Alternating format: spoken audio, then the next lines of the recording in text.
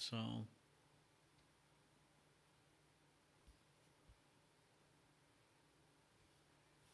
what's going on, everybody? Welcome to another Talking Ball stream. We're gonna wait a little bit here while people start to join. Anyone shows up. Anyone shows up.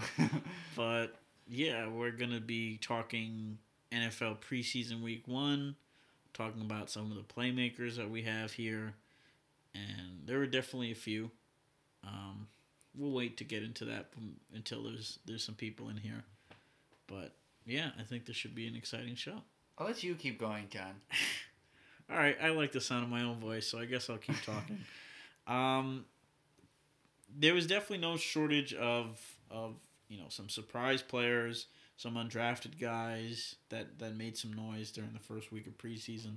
Some rookies definitely came out. I mean, we're gonna have to talk about the rookie quarterbacks with, of course, Mitch Trubisky, who had just a spectacular outing in his very first game, and then you also had Deshaun Kaiser. What's going on, Trillionaire? We can raise the volume, I guess. Is that better? Yeah, can you hear us better now? Here, go to OBS. How's it? Oh, I think it's a little bit better. Not sure. Keep going, John. Yeah. But yeah, quarterback wise, still kind of the same. All right, I'm not sure how much we can change it from here. I guess I'll try and I'll try and sit clear here and speak a little louder. Say it with your chest. Yeah, I mean, quarterbacks the first week were the rookie quarterbacks especially were really good. Okay. Lost it there for a second. All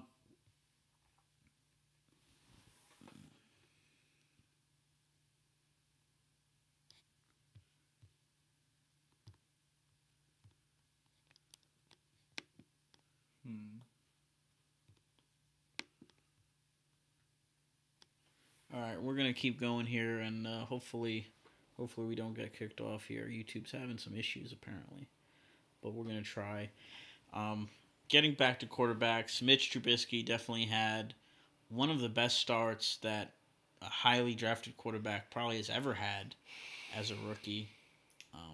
He was basically perfect for a while, and then I think he ended at 13 to 15. At 13 out of 15 passes. So, really just had an excellent debut.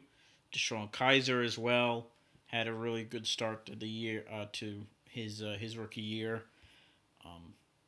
Especially with Brock Osweiler struggling, with Cody Kessler not looking all that impressive. Kaiser looked in command. His fundamentals looked better. Still need work, but better. And his arm strength obviously was on full display, and he led the Browns to a comeback win through the big touchdown at the very end. He was throwing some darts under pressure, and that's what you want to see from a rookie quarterback. The stage didn't look too big for him. Pat Mahomes showcased some stuff. Deshaun Watson definitely showcased some stuff. So this QB crop from this year, a lot of people were saying, oh, wait till next year. And it seems like you hear that every single year at this point. But this year's class, I like them a lot. I like them a lot more than last year, and they definitely showed some stuff. And maybe they're further along than we even thought they were. I mean, Pat Mahomes, he was definitely my favorite out of everybody easily. And, he showed some stuff, but, he might have had maybe the third best debut behind Kaiser and Trubisky. Those two were just, they were on fire in their first games. First off, I hope the sound's better, Trillionaire.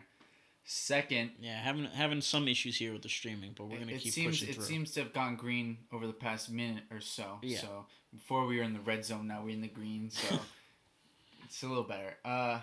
Second here, yeah, John. All these rookie quarterbacks did look very good this week against third stringers and street free agents. For the most part, right. And so you have to temper expectations a little bit. Yeah, and I think we've seen guys have tremendous success in that environment, in that third quarter, fourth quarter of preseason games, and not have it translate to the regular season. I think you as a Giants fan can remember a guy named Corey Washington. Yeah. Who seemed poised for a few years to be the next, I guess Victor Cruz type guy who had a big preseason and led that build into the regular season, and it didn't materialize. Moved into the yellow here, so I'm not sure what's going on. Yeah. But we'll keep pushing through. Keep pushing. And, really when it comes down to, for me, with these rookie quarterbacks, is, how did they look footwork-wise, mechanics-wise? What about their individual play seemed improved from the college days?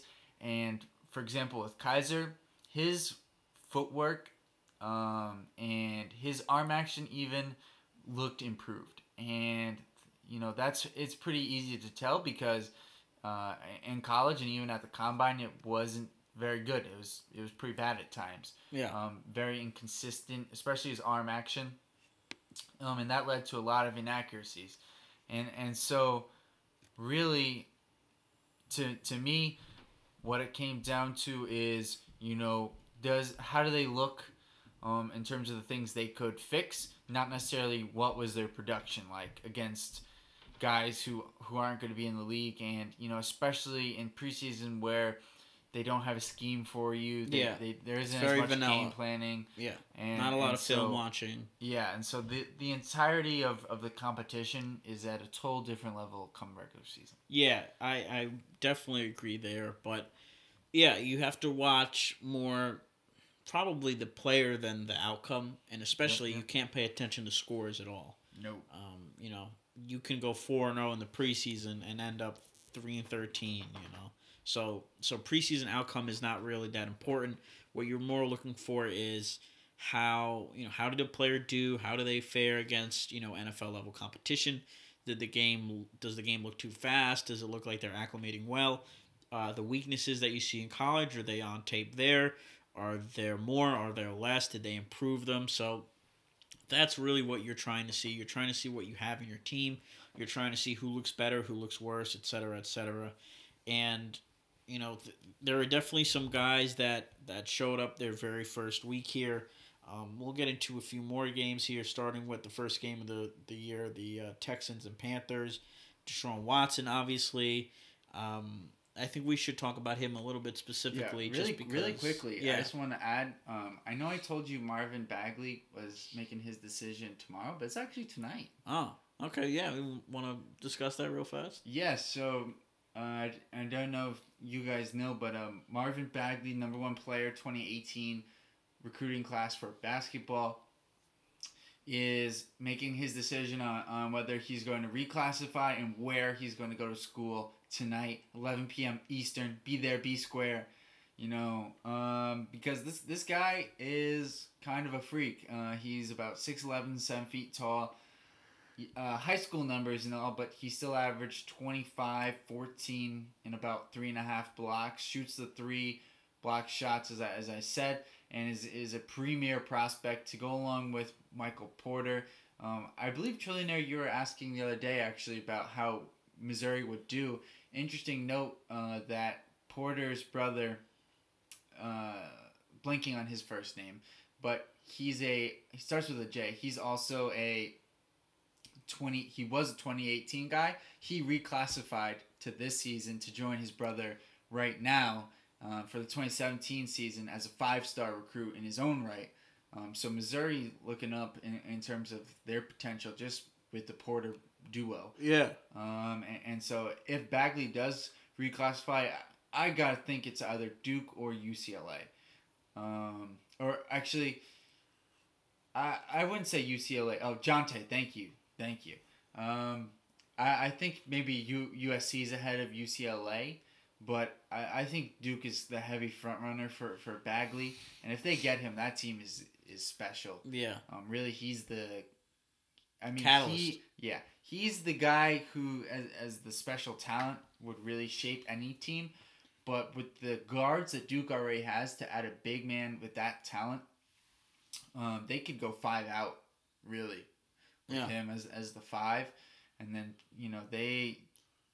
they could really, yeah, USC is really, I'd say right now, my guess would have to be about 70% Duke, and then 25% USC, 5%, UCLA or Arizona there. That's probably what I put it at, but I think Bagley is going to transform whatever school he goes to. He's that kind of a talent, as long as he doesn't have to deal with any of these injury issues like a Harry Giles.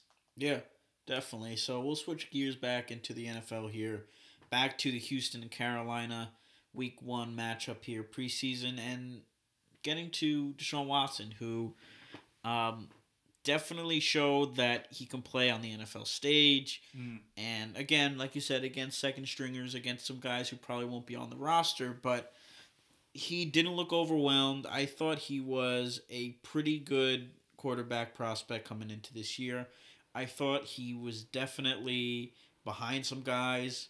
I did think he had probably the least amount of bust potential of any of the quarterbacks there. So what you're trying to say is you thought he was the safest. Right. I thought he was the safest quarterback. I thought he was a lot like Tyrod Taylor, a guy who's going to be solid for you, but not necessarily a superstar like he was at Clemson on the college level. Right. But, he looked good. He definitely looked good. There were still the issues in college, I'd say, that cropped up. Intelligence-wise, he's one of the smartest quarterbacks to come out in a little while, I'd say, maybe since Andrew Luck, just in terms of knowing schemes and knowing what route to run when and how and all that. But he has some issues with accuracy. He has some issues with footwork. He has some issues with decision-making here and there, with using his eyes to look the safety off, to going through his progression. So he still needs to become a complete quarterback, but compared to some other guys, I think he looked pretty solid, and I don't think he's going to be a bust. I really don't. I think he's going to be a safe quarterback, but I don't think he's going to be a superstar either. But some other guys here in this game that really looked pretty good. Deontay Foreman from Texas, who came over to the Texans this year, sure. the hometown kid, really, and he was great. He rushed 9 times for 76 yards. Showed that combination of athleticism and power that he had at Texas that made him, jump out this year and have a great year. And then with the Texans now, he'll probably fight for that number 2 job behind Lamar Miller, compete with Alfred Blue, but I think he's probably going to take that job sooner rather than later. And Lamar Miller, I like him a lot, but he has some injury issues. He's not necessarily an every down back. He's kind of on the smaller side. So I do think Foreman is going to get a lot of carries, and I think he's going to produce there. And with all the weapons that they now have in Houston, I think Deshaun Watson is going to have a lot of opportunities to just make the safe play and not necessarily try to win games by himself. He's going to have a great defense and a great supporting cast on offense to make some stuff happen. Right, and the way they'd have you believe it is Tom Savage is actually performing really well. Yeah, and he had a decent start to preseason, but he's not the quarterback that Deshaun Watson is. It remains to be seen, John. It remains to be seen. It does remain to be seen.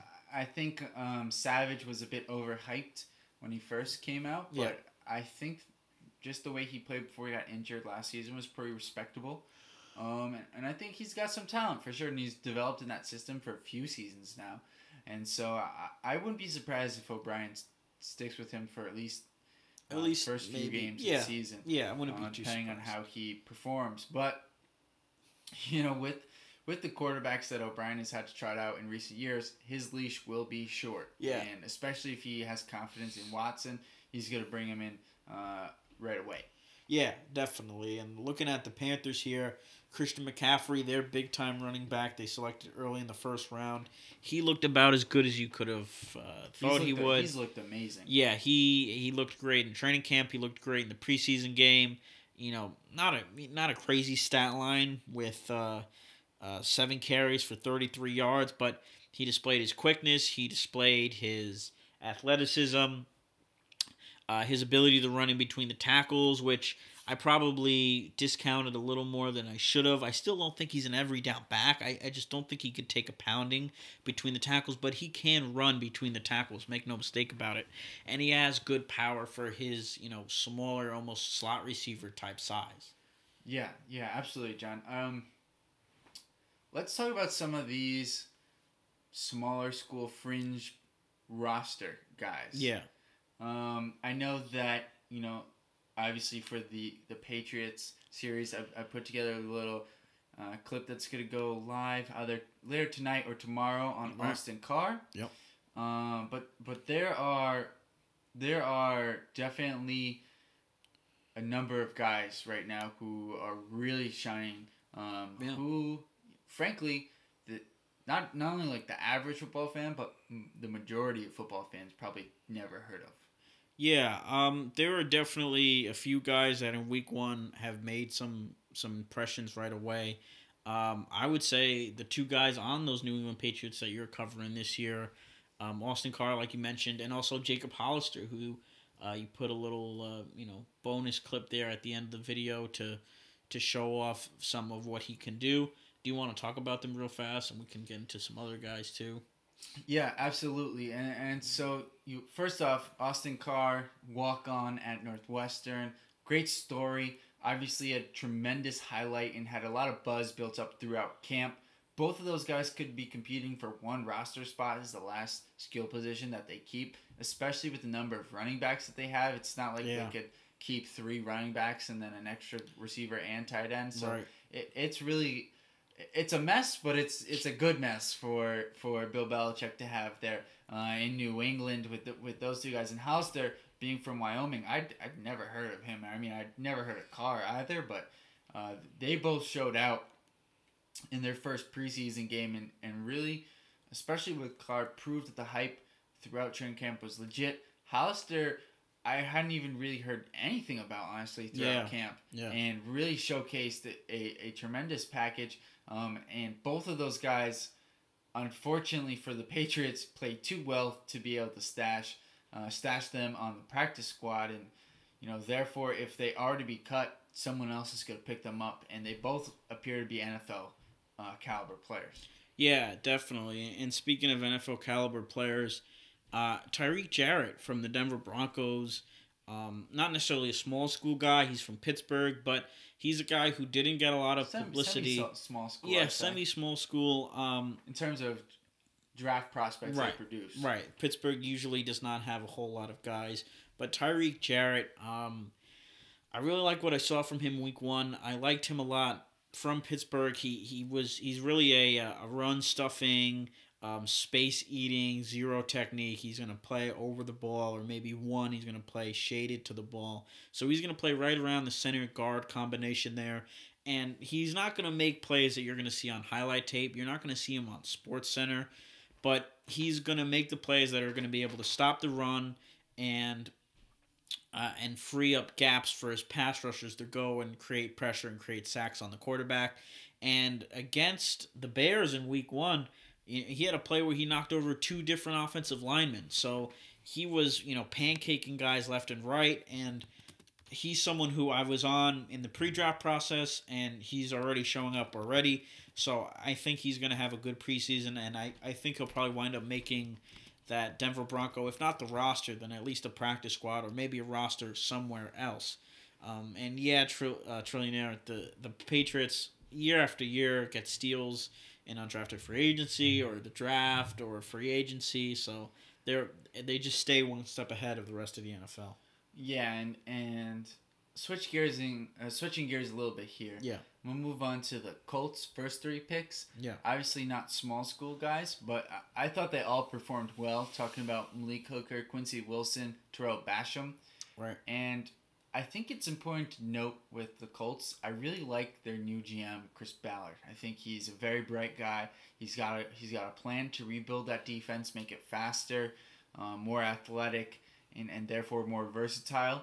And those 3 guys definitely help that in a number of ways. And, I think they're a year away, the Colts are, especially with Andrew Luck's health concerns going into this season. Right. But, I think that what Ballard's doing, that defense is going to turn out to be much improved. Much improved this year, and in the future, a strength for this Colts team. And, it's been, 20 years since you could even think to say that. I don't even know if that's true. I'm just saying that since the time Peyton's been there, I know that's never been the case. Yeah, they have not had a good defense for a while. And they have the young pieces now to really build a really good defense that could be a foundation that takes the pressure off of Andrew Luck. Yeah, I would say 2006 was probably the last time they had a strong defense where their defense was able to win a few games for them in the playoffs. But since then, with Bob Sanders, Dwight Freeney, Robert Mathis. It's funny, not to interrupt, John, but the first guy we went to was Bob Sanders. And obviously his health cut his career short. But he was really the difference maker for that team. Yeah. The difference between that defense just being a bend but don't break defense, and as you said, actually a strong performing difference maker of a defense. Right. And so the Colts are hoping that they can recreate some of that with Malik Hooker, who had concerns about his tackling ability, which I think were a little bit overblown, but has actually shown, and the GM Chris Ballard has been really thrilled with his tackling ability. And thinks he can even turn out to be an eraser in the open field this season. Yeah, and I think, moving on to another player who maybe not a lot of NFL fans know, but could wind up being, the starting backup in Cincinnati, depending on, or not the starting backup, but the primary backup. The starting backup? Yeah, a bit of an oxymoron there. Could be the primary backup quarterback if some of the rumors are saying A.J. McCarron gets traded to Denver. Jeff Driscoll from Louisiana Tech, formerly of Florida. And he had a great game for Cincinnati. 8 of 9 passing, 97 yards, a touchdown, and also 5 rushes, 34 yards and a touchdown. He was their leading rusher for the Cincinnati Bengals. So he looked really good in that game against Tampa Bay. I'm surprised how long Driscoll has stuck around as a quarterback. Yeah. With Driscoll, it always seemed like great athlete, but below average thrower. Yeah. And, he threw the ball pretty well. Yeah. I would say in that first he looks preseason much game. improved, He looked improved, and obviously that athleticism is still there. Yeah. And to me, he always seemed like a guy who was going to have to switch positions if he was going to make it. Yeah. And he does have the athleticism to do so. But it seems like now he's going to be able to stick around as a backup at the very least. Yeah, definitely at the very least he'll be a backup.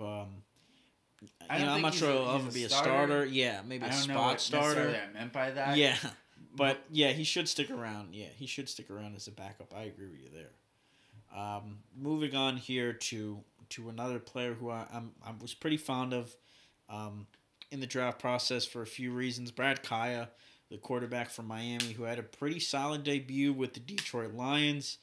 And I think he's going to be the type of guy who, in a few years, he's going to have a lot of A.J. McCarron, Jimmy Garoppolo type of hype as a backup quarterback who you can trade for and who can be your starting quarterback. In his very first game here, he was 8 of 11 passing, 71 yards and a touchdown.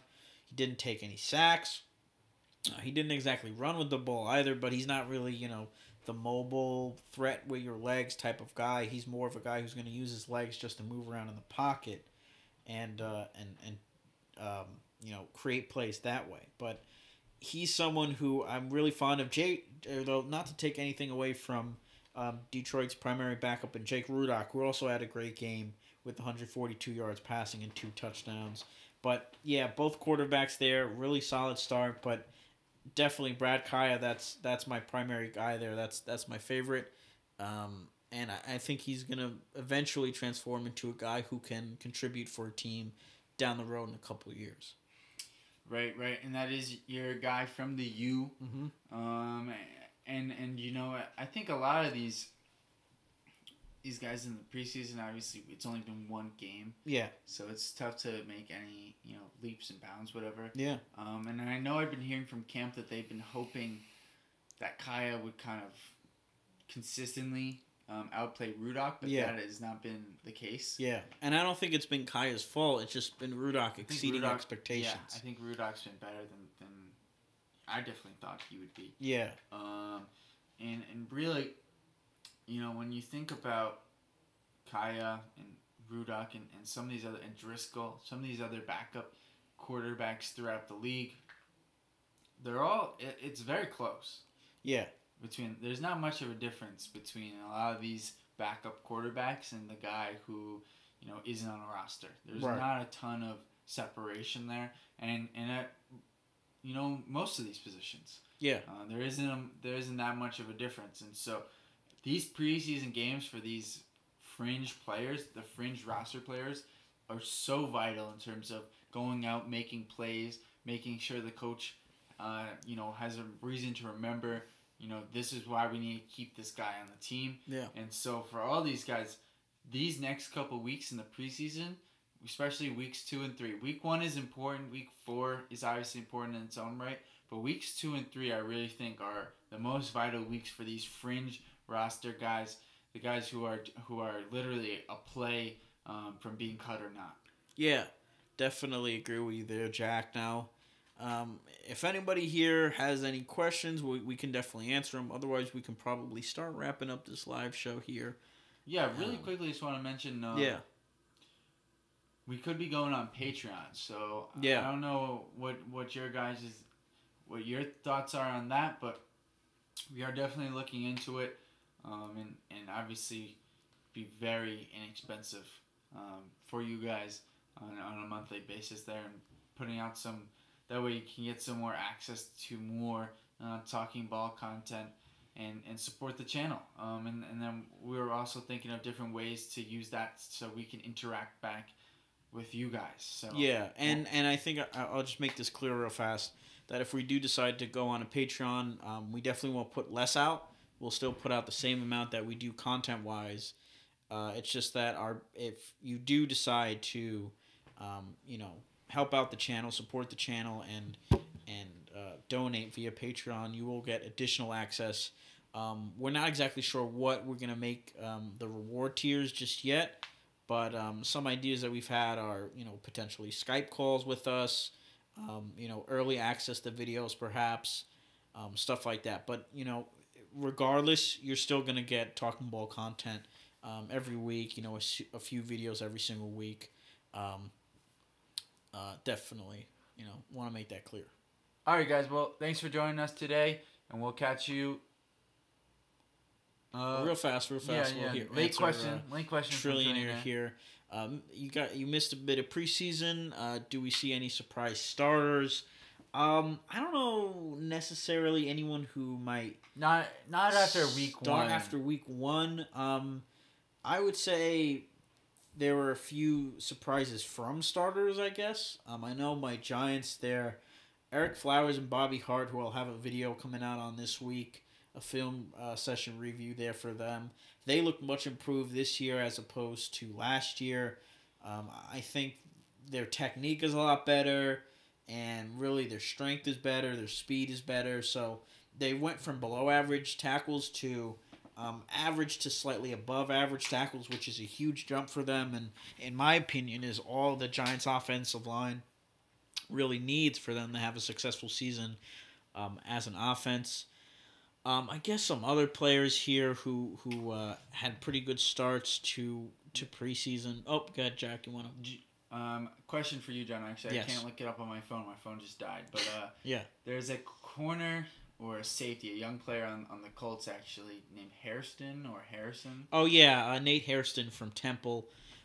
He's been playing. He played a lot in week 1. Yeah. And really, Ballard was up in the booth talking about him. They really like him. So in terms of a potential surprise starter, that'd be one. Nate Hairston with Where's Indianapolis from Temple. And he is I was a big fan of Tavon Young last year, also from Temple, and Hairston, not quite as good in my opinion, but still a really solid player, and he can definitely be, maybe not a starter, but someone who's going to be a regular in the rotation for Indy, and make some plays for them, definitely. Now, I'll make one more point here on Flowers and Hart. Yeah.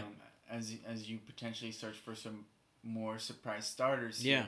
Here. But that's just that I feel too often media, sports writers, I don't want to generalize too much here. I hate when that's done. Yeah. But, they forget that young players can improve. Yeah. And, they say Eric Flowers, first 2 seasons, he's a bust. Yeah. And, that offense line is going to be... And I wasn't necessarily expecting Flowers to improve this season. I'm not going to go out there and say I was completely, the other direction saying, right. This guy, he's going to figure it out. No, I wasn't saying that, but I feel like they're too concrete in their opinions of young players when their situations are much more fluid than I think they're given credit for. Yeah. I would definitely agree with you there, Jack. The last guy I'll bring up here is Kendrick Bourne, the wide receiver who actually played opposite Cooper Kupp at Eastern Washington. He ended up on the San Francisco 49ers roster, and he looked really good in week 1, 4 receptions, 88 yards, and a touchdown. And he's a guy that, that San Francisco roster really is wide open at so many spots, and wide receiver is definitely one of them. They have Jeremy Curley, who's a solid slot receiver, but other than that, they really don't have anyone, who's for certain going to start. Pierre Garçon definitely going to start. Let me not leave him out. They paid a lot of money to go and get him.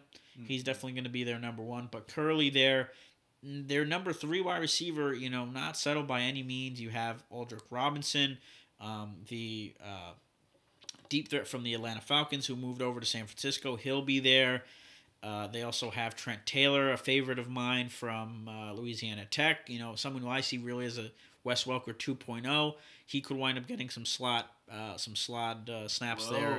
Yeah, I'm a big believer in Trent Taylor. He's got some elite level quickness, some really good hands. I think you should definitely keep your eye on him later on.